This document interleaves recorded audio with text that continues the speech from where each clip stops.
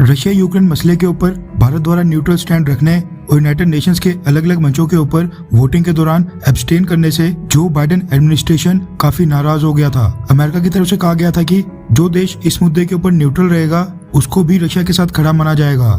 हालांकि मैंने आपको ये भी बताया था कि किस तरह से नाटो देशों के अंदर ही फूट पड़ी है।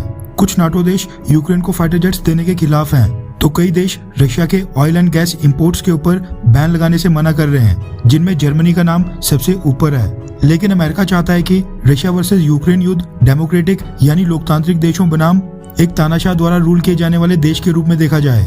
मगर भारत, जो दुनिया का सबसे बड़ा लोकतांत्रिक देश है, वही अमेरिका का साथ नहीं दे रहा है। अमेरिका भारत के इस रवैये से इतना नाराज हो गया था कि अमेरिका की कांग्रेस में जम्मू कश्मीर में स्टेट असेंबली इलेक्शंस और कश्मीर के अंदर फ्री जर्नलिज्म के ऊपर डिबेट शुरू हो गई थी।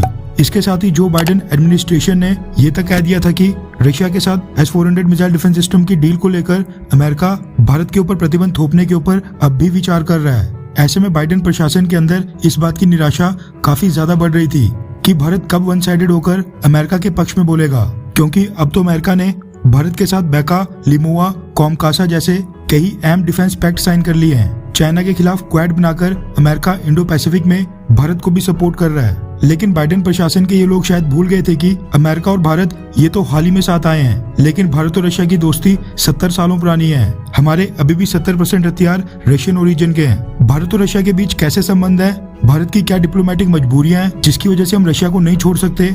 जो बाइडेन प्रशासन को इसका हवाला देने के लिए अब अमेरिका के एक सीनियर सांसद टेड क्रूज ही सामने आ गए हैं। टेड क्रूज डोनाल्ड ट्रंप की रिपब्लिकन पार्टी की तरफ से सीनियर सीनेटर हैं। उन्होंने जो बाइडेन प्रशासन को साफ तौर के ऊपर सचेत कर दिया है कि जो बाइडेन एडमिनिस्ट्रेशन अगर भारत के ऊपर प्रतिबंध थोपने की गलती करेगा तो ये उल्टा अमेरिका के लिए विनाशकारी साबित होगा।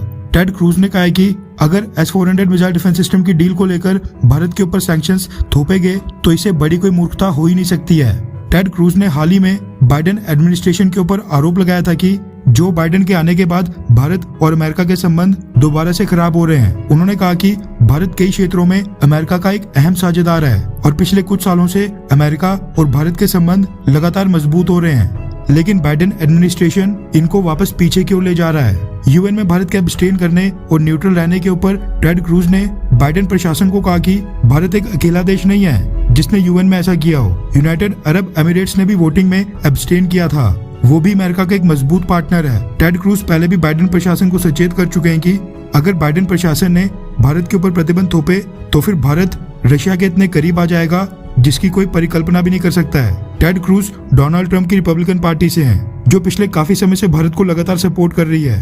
खैर, वैसे आपको क्या लगता है कि क्या अगर आज डोनाल्ड ट्रंप अमेरिका के राष्ट्रपति होते तो वे सारी सिचुएशन जो बाइडेन से अच्छे से हैंडल कर पाते? हाँ या फिर ना? नीचे कमेंट करके अपनी राय जरूर बताएं।